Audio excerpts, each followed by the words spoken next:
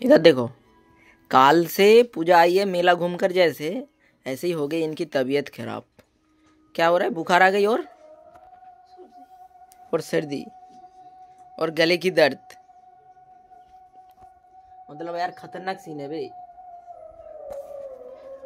और हम लोग जाने वाले थे कहीं घूमने के लिए, लेकिन यार इनकी तबीयत खराब है, उसी वजह से कहीं जा भी नहीं पा रहा हूँ। और जब तक ये सही नहीं होती है तब तक कहीं जा भी नहीं सकते, है ना? कुछ खाओगे? भूख लगी तो चलो ना, खा लेते यार।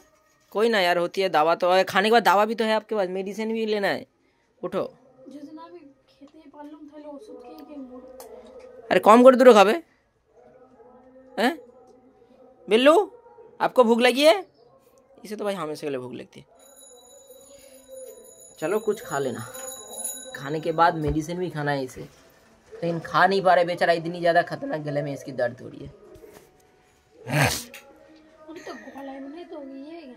कि क्या ना